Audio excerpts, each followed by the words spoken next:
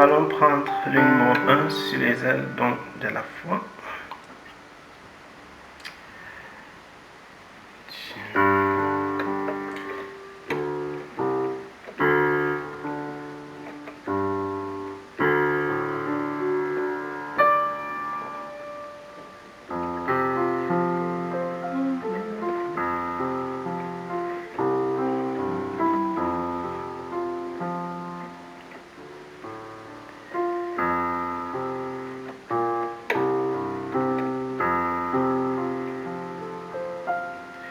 Combattent les mains que tous les humains, quand cet heureux jour vienne tour à tour, d'un chant solennel louer l'Éternel.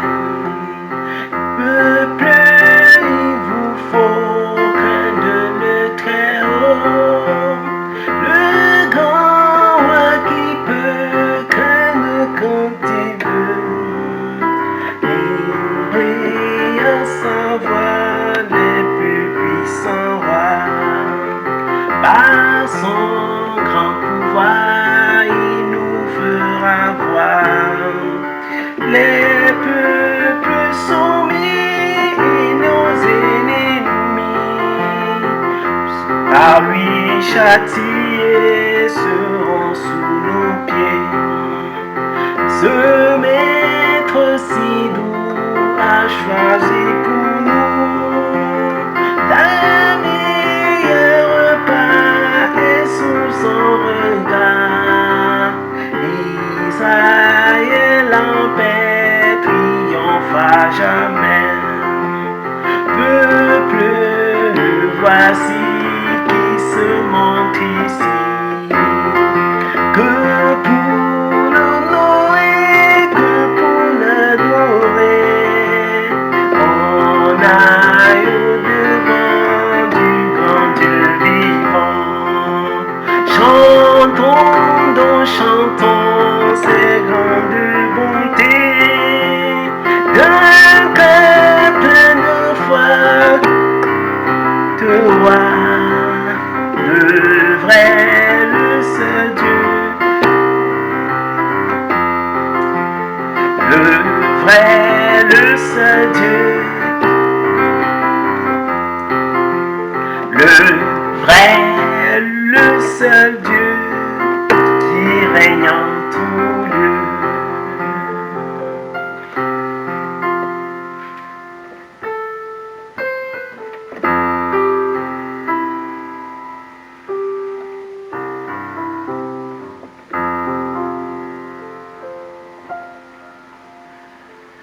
Ah Seigneur, ce n'est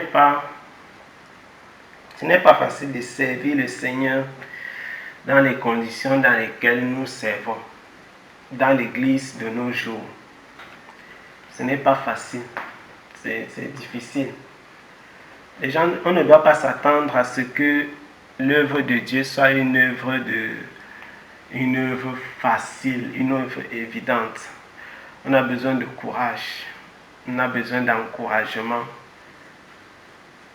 On a besoin de force. On a besoin d'engagement. On a besoin de zèle. Et véritablement, quand on exécutait encore le Debout Sainte Cohorte, je ressentais encore cette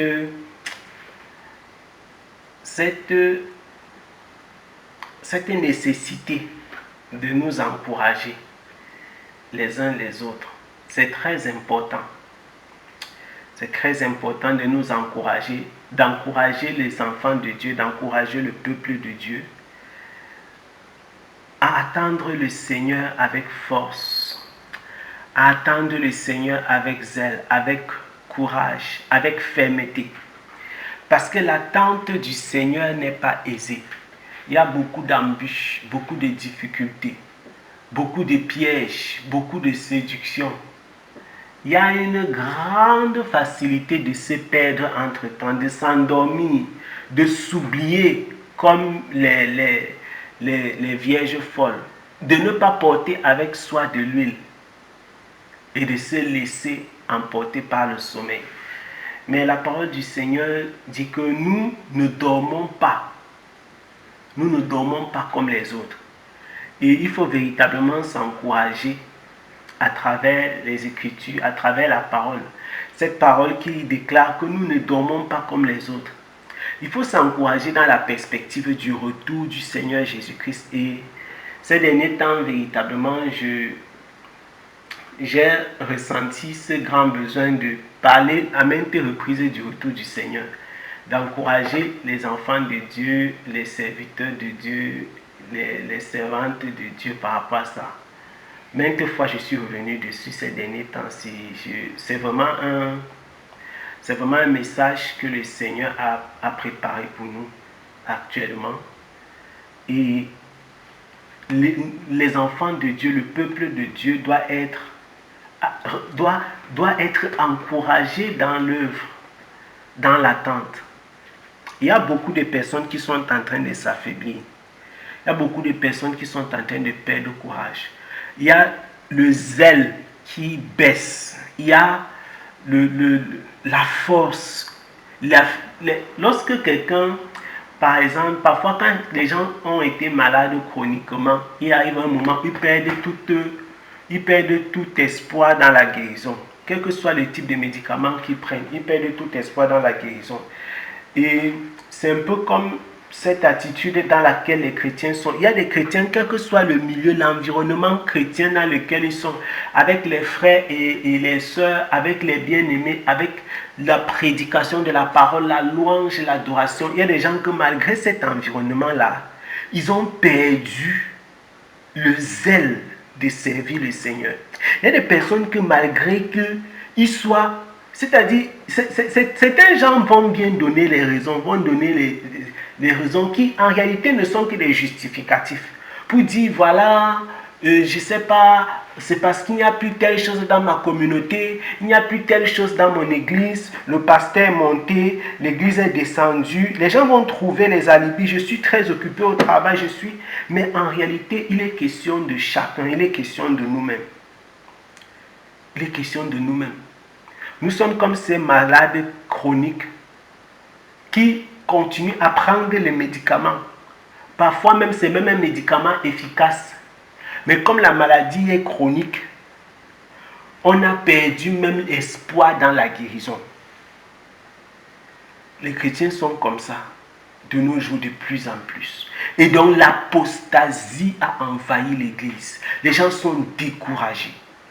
L'avancement des ténèbres dans le monde, ça a découragé beaucoup de personnes. Il y a des gens qui ne croient plus, que certaines choses soient possibles. Il y a des gens qui ne croient même plus que le réveil soit possible. Il y a des gens qui ne croient pas que, voilà, qu'on puisse marcher dans la sainteté, tellement il y a le péché partout, au milieu même de l'église, au milieu des chrétiens, les frères, les sœurs, il y a le mal partout. Les gens ont perdu. En même temps, ils ont perdu l'amour du Seigneur. Ils ont perdu les choses les plus simples, les plus basiques. C'est la confiance. Que ce soit la confiance en soi, la confiance en l'autre, la confiance en l'église, en Dieu. Les gens se méfient. Tout ça, c'est un environnement d'insécurité matérielle, physique, spirituelle. C'est-à-dire que les gens vivent dans un environnement, c'est le désordre, c'est une sorte de chaos. On a l'impression que le monde entier est tiède. L'église y compris. On a l'impression que le monde entier est tiède. L'église y compris. Et c'est un environnement qui est propice au développement du mal, des ténèbres. Il y a quelque chose que la nature nous apprend. Quand tu vois les bactéries, que ce soit celles qui causent les maladies, ou même celles qui sont neutres, qui sont entre guillemets, qui ne sont pas pathogènes. Voilà. Il y a une chose que l'on va observer, c'est que la majorité de ces bactéries, pour ne pas dire plus de 98% même, se développent dans un environnement normale, tiède, si on peut dire ça ainsi. Quand c'est excessivement chaud, les bactéries ne se développent pas. Quand c'est excessivement froid, encore, il y a très peu qui se développent. C'est le mélange du chaud et du froid qui est vraiment le milieu, c'est-à-dire que c'est le milieu de base, c'est le milieu naturel, quoi. C'est vrai qu'il y a des bactéries spécifiques pour les milieux très chauds. Encore, ça dépend du niveau de chaleur. Et des bactéries spécifiques pour les milieux froids. Mais de façon générale, je parle de quelque chose de naturel pour parler de quelque chose de spirituel. Mais le monde dans lequel nous vivons, c'est un monde tiède. C'est un monde tiède. Le chaud et le froid, c'est la loi de Moïse et la grâce. Le chaud et le froid, c'est la loi de Moïse et la grâce. Il y a des gens qui marchaient selon la loi, c'est-à-dire ne croient pas qu'il y a la grâce et qu'on peut être sauvé par la grâce de Dieu. Et donc, ils croient totalement en l'œuvre de la chair, au salut par les œuvres. C'est dans cette erreur que les Galates ont failli tomber. Et il y a maintenant la grâce, le salut par la grâce, le salut par Jésus-Christ, par l'œuvre du Seigneur Jésus-Christ et l'espérance que les chrétiens ont à attendre le Seigneur Jésus-Christ. Cette espérance est en train de se perdre.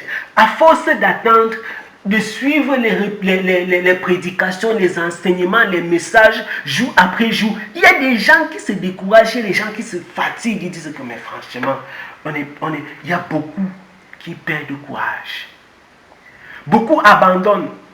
Et c'est pourquoi la parole du Seigneur déclare que les gens, à la fin, nous ne sommes pas vus encore totalement. Nous avons les prémices des événements de la fin. Mais nous ne sommes pas totalement. On n'est pas entier. On n'est pas à fond, s'il faut dire ainsi, dans ça. On voit déjà les bourgeons de l'histoire. Et quand tu regardes le monde d'aujourd'hui, tu vois les ténèbres qui ont envahi la terre.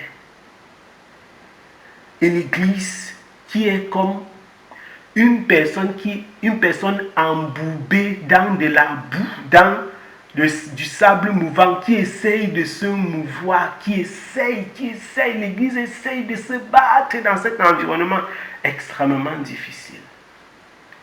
Les chrétiens ont perdu courage. Nous avons besoin de retrouver notre courage, de retrouver le zèle qu'on a en Jésus-Christ.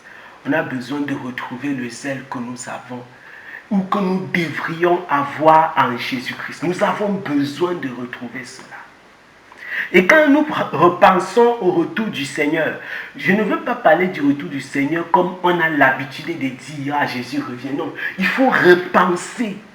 Il faut repenser au retour du Seigneur, instant après instant, s'encourager par rapport à ça et se dire, quoi qu'il arrive, quels que soient les événements qui sont en train de se dérouler actuellement, et quels que soient ceux qui sont à venir, le Seigneur Jésus-Christ vient.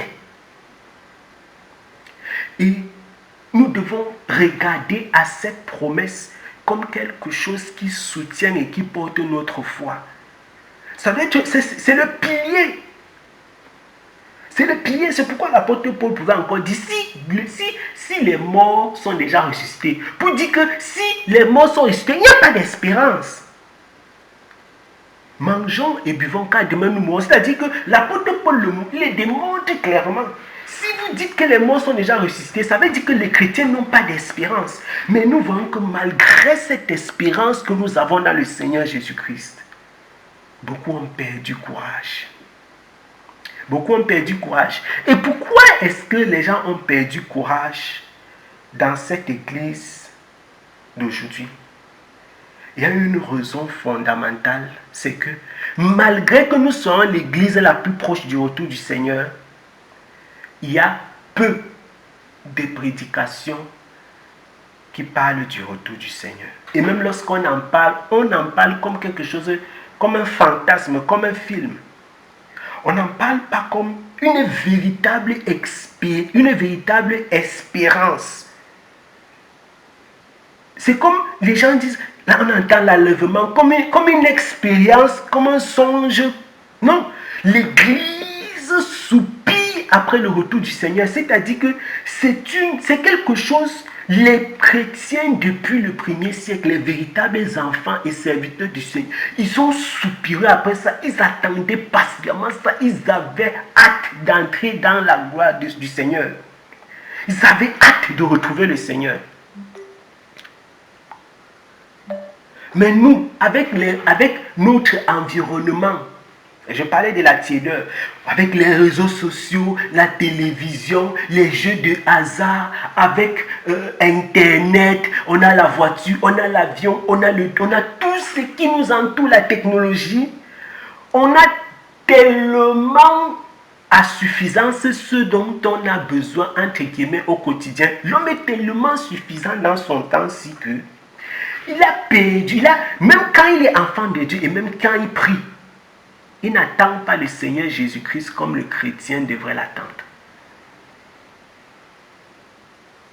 Il n'attend pas le Seigneur Jésus-Christ comme un enfant de Dieu devrait attendre. Et même, j'ai dit encore, même quand on prêche sur le retour du Seigneur Jésus-Christ, on en parle comme d'une expérience. Le Seigneur va rentrer, le Seigneur reviendra dans les airs. Les gens voient ça comme un songe. C'est une espérance. C'est l'événement le plus glorieux. C'est la chose la plus merveilleuse à laquelle le chrétien doit s'attendre. C'est la chose la plus glorieuse à laquelle... C'est l'événement le plus miraculeux. C'est la chose... Je vais dire, qu'est-ce que nous attendons en dehors du retour du Seigneur? Et donc, dans ce cantique sur les ailes de la foi, c'est cet engouement que nous pouvons voir dans la dernière strophe. Dans ce 359 sur les ailes de la foi. Lutter jusqu'au matin, déjà brille l'aurore. Déjà brille l'aurore à l'horizon lointain. Bientôt jetant nos âmes au pied du roi des rois, les chants après les larmes, le trône après la croix. Et les chrétiens de notre temps ont perdu de vue le fait que la vie, c'est un combat. Les gens se lèvent, ils se réveillent, ils marchent aussi. On marche, c'est-à-dire que les gens montent, ils descendent, ils font ceci, ils font cela, ils vacillent à gauche, à droite, comme les zombies marchent dans les films, c'est-à-dire comme ça, vous. Les gens vivent comme le cours, c'est-à-dire qu'ils suivent le courant de la vie. Et le soir, ils se versent comme ça, là, sans penser au retour du Seigneur. On a perdu l'espérance dans le retour du Seigneur. Nous sommes la génération la plus proche du retour de Jésus, mais celle qui l'attend le moins. Nous sommes la génération la plus proche du retour de Jésus, mais celle qui l'attend le moins. Parce qu'une génération qui s'est encombrée de plein de choses qui l'empêchent de regarder à Jésus-Christ. Quand le chrétien est seul avec lui-même, les chrétiens de notre génération, ce n'est pas au retour de Jésus qu'ils pensent le plus souvent. C'est à X, à Y, à tel ou à tel autre problème. C'est à ceci et à cela. C'est au monde. Ses pensées sont aux choses de la terre. Il n'a pas le regard porté sur le Seigneur. Il n'a pas... Pourtant, même quand une personne perdait un être cher, même quand l'église était abattue, affaiblie par le deuil par exemple, c'est avec le retour du Seigneur Jésus-Christ que l'apôtre Paul conseillait. 1 Thessaloniciens chapitre 4 est venu dans ce contexte. Et donc quand les gens lisent ça et ils voient l'enseignement sur l'enlèvement de l'église, sur le retour du Seigneur, beaucoup ne perçoivent pas que ça c'est le texte d'un deuil. C'est un texte de consolation que l'apôtre Paul a donné pour dire que mais nous ne devons pas être tristes comme les autres, comme les gens du monde. Si vous avez perdu un frère en Christ, voici un message de consolation. C'est que nos frères, nos bien-aimés qui se sont endormis, on va les retrouver. Nous allons les retrouver. Donc, ne soyez pas en peine, ne soyez pas tristes comme les gens du monde, parce que s'ils se sont endormis en Christ, c'est qu'ils nous ont seulement dévancés. Nous serons ensemble. C'était des paroles de consolation. Donc, l'espérance que nous avons dans le retour du Seigneur Jésus-Christ, elle est tellement merveilleuse au point où elle touche tous les aspects de notre vie, même les moments où nous sommes les plus tristes. Cette espérance nous permet de nous consoler. Et donc, une personne qui est pauvre, quand elle est pauvre et qu'elle a de l'espérance dans le retour du Seigneur, elle se dit, cette pauvreté-ci est passagère. Jésus-Christ va revenir. Une personne qui est riche et qui a de l'espérance dans le retour du Seigneur Jésus-Christ, elle-même sait que cette richesse est passagère et c'est pourquoi elle partage sa richesse. C'est pourquoi elle ne doit pas s'enorgueillir parce que ces moments sont passagers. Mais l'espérance que nous devrions avoir dans le retour du Seigneur Jésus-Christ, plusieurs l'ont perdu. Pourquoi? La tiédeur, l'aveuglement. Les pieds se sont alourdis. Le zèle, il n'y en a plus. Les gens recherchent aujourd'hui les mystères. Ils veulent comprendre ce qu'il y avait dans les tonnerres. Ils veulent comprendre ce qu'il y avait dans les 30 minutes de silence. Mais Jésus-Christ revient. Et nous avons le regard fixé sur le Seigneur.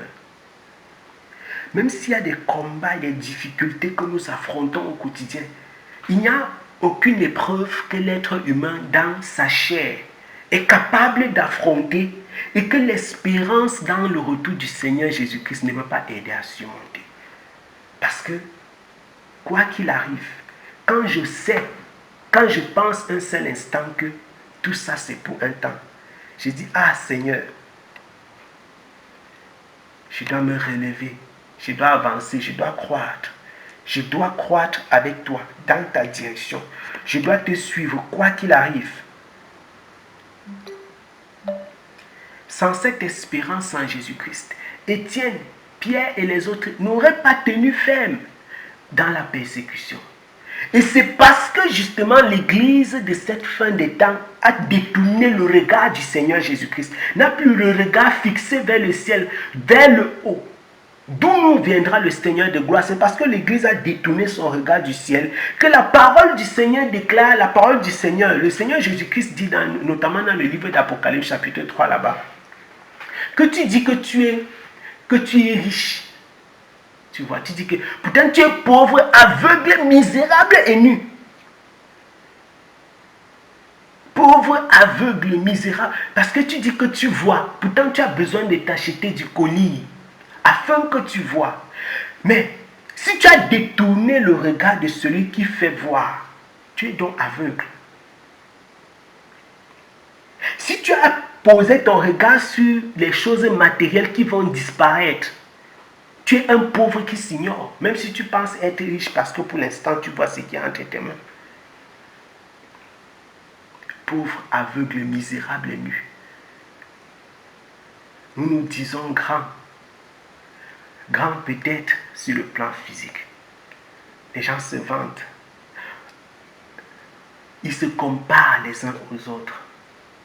Mais pourtant, pauvre, aveugle, misérable et nu. Pourquoi on a détourné le regard de l'essentiel? L'église, la véritable, l'église du Seigneur Jésus-Christ, ne détourne pas son regard du retour du Seigneur.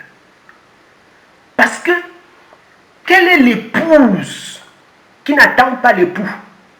Comment on peut promettre une femme à un homme et il part, et tant qu'il n'a pas repris cette femme pour amener dans sa maison, comment cette femme peut se plaire dans la maison de ses parents? Comment une femme peut se plaire dans la maison de ses parents alors qu'on l'a déjà promise à un homme? Voilà l'état de l'église. L'église d'aujourd'hui, c'est-à-dire que l'ennemi a mis sur pied toutes les stratégies efficaces possibles pour détourner le regard des hommes et pour leur donner la sensation de plénitude. Mais une fausse plénitude, c'est pourquoi l'apôtre Paul déclare c'est-à-dire qu'ils ont l'apparence de la piété, mais ils renient ce qui en fait la force. Parce que ce qui fait la force, c'est le regard déposé sur le Seigneur Jésus-Christ. C'est l'espérance que nous avons dans son retour. L'apparence de la piété. On peut prier, on peut chanter, on peut jeûner, mais une épouse qui dans la maison de son père n'attend pas le maître chaque jour. L'épouse c'est-à-dire qu'elle espère dans la venue de son époux chaque jour. Si tu vis chez ton père et que ton époux, même s'il a versé toute la dot, il ne t'a pas cherché, et tu es à l'aise chaque jour, tu te vantes, tu te lèves, tu pars au marigot, tu pars à la rivière, tu fais ceci, tu prépares, tu pars au champ, et tu cours, tu balances ton corps dans le quartier, et tu ne penses pas à ton époux, c'est que tu es une fausse femme. C'est que tu n'étais pas prête pour le mariage. Et Jésus dit à l'église, il dit que je viens bientôt. C'est le message que le Seigneur donne à l'église. Je viens bientôt. Mais comme ce bientôt a tellement mis long, petit à petit, les uns et les autres ont regardé dans les directions différentes. Les gens ont abandonné. Ils ont détourné le regard de l'essentiel. Et l'apôtre Paul, il dit que dans les derniers jours, c'est ainsi que les hommes seront. On aura tout, on regardera à tout, sauf à Dieu. Et même une certaine classe, une certaine tranche, un certain groupe, il dit qu'ils ont l'apparence encore de chercher Dieu. Mais ce ne sera pas le Seigneur qui sera en train de chercher. Et Pierre en parle. Pierre parle aussi des personnes qui disent, vous avez dit que le Seigneur va venir. Il est où? C'est dans le deuxième épître de Pierre. Dans le deuxième épître de Pierre. C'est dans le deuxième épître de Pierre. Pierre dit, c'est dans 2 Pierre,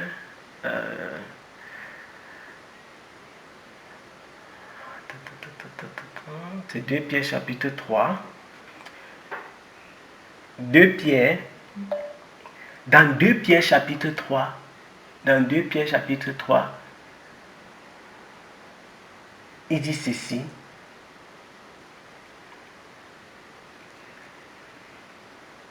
À partir du verset 3, dans 2 Pierre chapitre 3, à partir du verset 3, il dit, sachant avant tout que dans les derniers jours,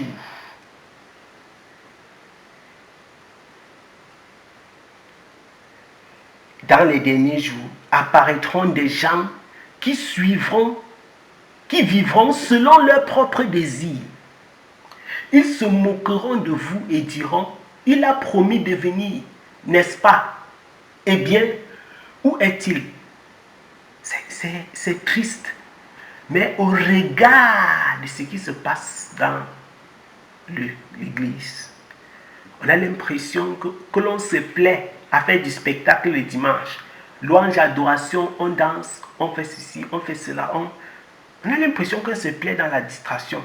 Au point où on se pose la question de savoir, est-ce que l'église porte le poids de ce que c'est que la difficulté de vivre chez ses parents quand l'époux n'est pas encore entré? Quelle que soit la joie que tu peux avoir dans cette période-là, tu dois ressentir un manque. C'est l'absence de l'époux. Et si tu te plais, c'est que tu as été séduit. Si tu te plais totalement, c'est qu'il y a un problème. C'est qu'il y a un problème. Et dit qu'il y a des communautés qui n'en parlent presque jamais. Ils sont tellement versés dans les mystères, dans les généalogies, dans les discussions, les longs discours, et ils n'en parlent presque jamais. Et encore, quand ils en parlent, je le disais tout à l'heure, c'est terrible comment ils l'abordent. Ils vous diront, il a promis de venir, n'est-ce pas? Eh bien, où est-il? Nos pères sont déjà morts. Mais tout reste dans le même état que depuis la création du monde.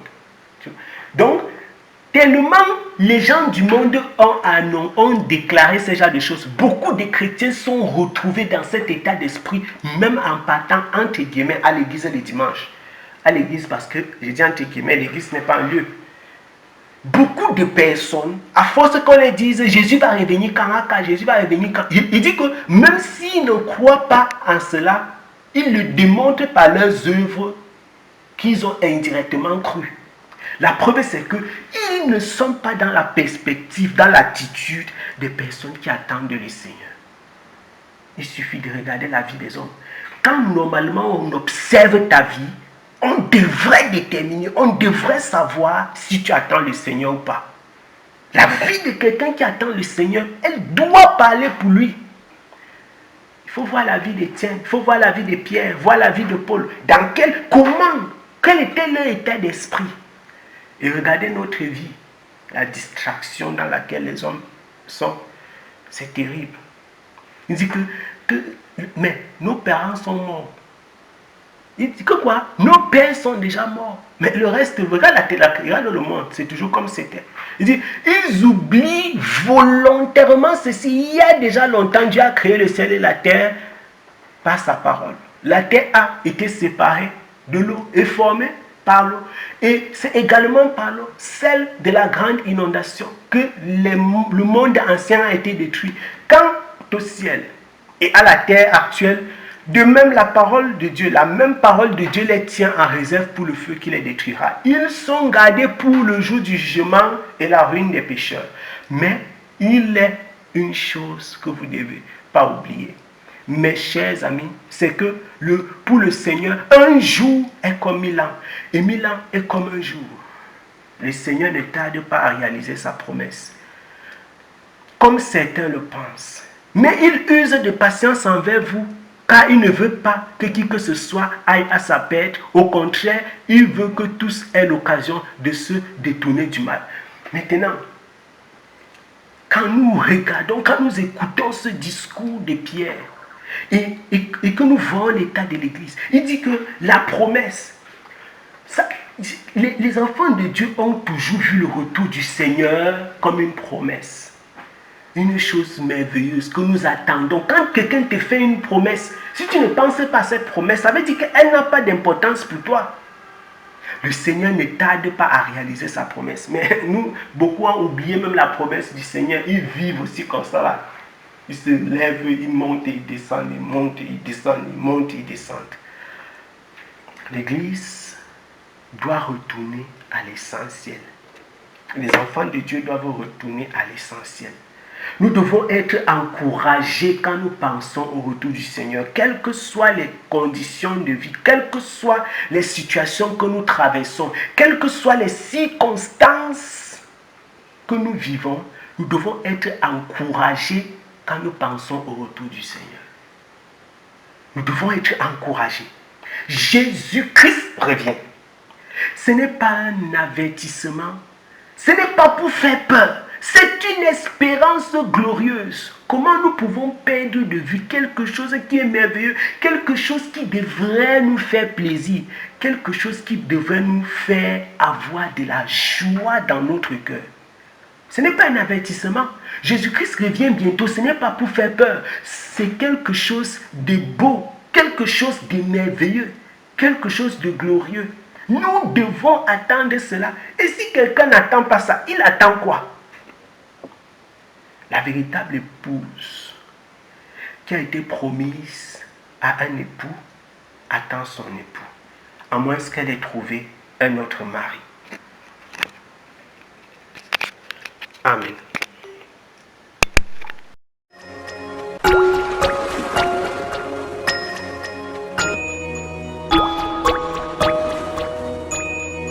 Mm-hmm.